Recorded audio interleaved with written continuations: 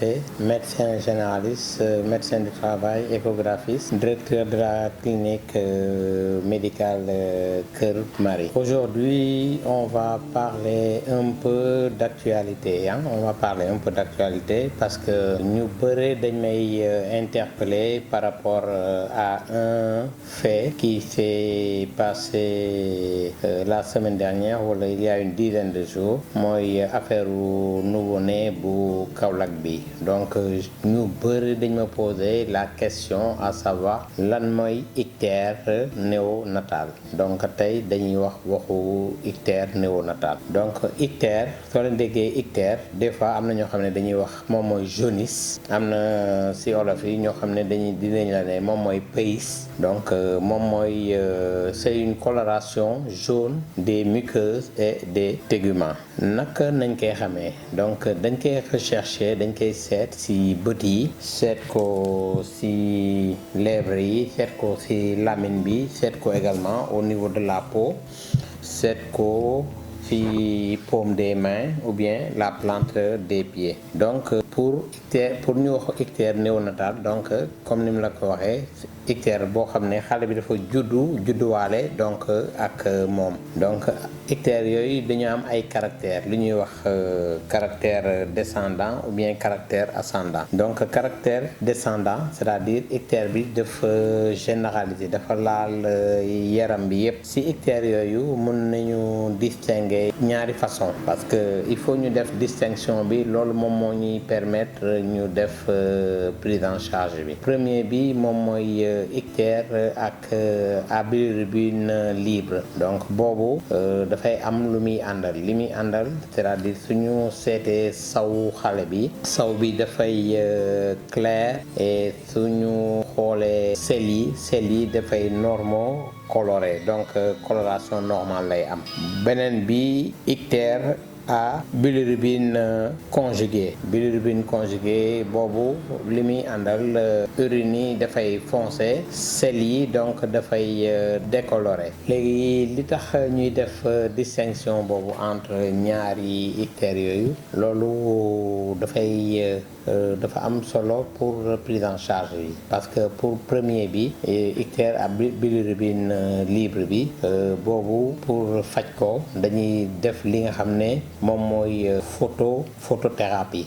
beneen bi ictère à bilirubine conjuguée boobu cause yi en général le plus souvent ay cause chirurgicale la donc xale bi donc dañ koy en général dénk benn chirurgien. Vous savez ce qui s'est passé à Kaolack mooy affaire xale bi c'est pas la première fois parce que à plusieurs reprises dégg nañu ay xale wala ñu am expérience xale décédé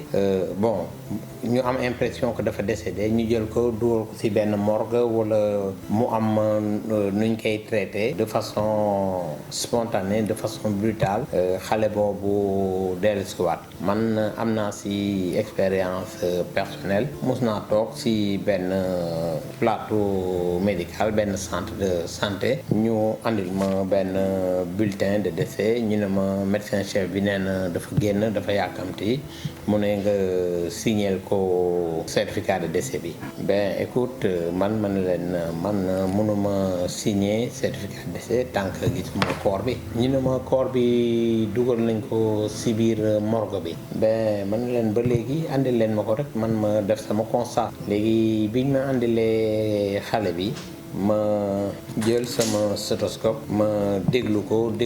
battement cœur yi ma am impression que xale bi mi ngi dund ba léegi mais ma jël xale bi commencé def massage cardiaque bi dëpp ko frotté ko dóor ko rek xale bi yuux nit ñëpp daw yuuxu lu xew ma ne leen non mais c'est-à-dire xale bi dafa respiré wul woon sa première respiration rek loolu moo tax ngeen am impression que dafa décédé ngeen jël ko dugal ko ci morgue bi heureusement boobu xale bi deful plus de 5 minutes ci morgue bi mais vous imaginez actuellement kooku xale boobu war na am 11 ans wala 12 ans ci man tax nañ ko andi bi muy jong bi muy nekk xale bu góor am 6 ans ñu andi ko ci man parce que yaay ji elle avait après tellement confiance en moi amul woon après beneen médecin bu ko doon laal gëj naa ko gis mais normalement cet enfant là doit avoir entre 11 ans ou bien 12 ans actuellement. mun naa am naa beneen anecdote tamit am naa beneen anecdote bii tamit c'est à peu près la même chose. J'étais dans un centre de santé. Les voisins ñi nga xam ne ñoom ñoo dëkk ci wetu centre bi ils m'ont appelé ñu ne ma est-ce que mën naa leen ñëw defal papier bi constat de décès ak constat de décès wu benn maman boo xam ne décédé na foofu. Ben ma jël sama stéthoscope ma wàcc ma dugg ci kër gi ma jël comme niñ koy defee rek ma jël teg pour seet mère bi. ma seet moom tamit la même chose ma dégg que moom tamit les battements du cœur étaient là. ma def benn massage cardiaque mère bi sëqët tamit la même chose yeewu ñu jël tension ñu gis ne tension bi dafa wàccoon. ma woo infirmier bi très rapidement mu ñëw ñu tegal ko benn voie benn perfusion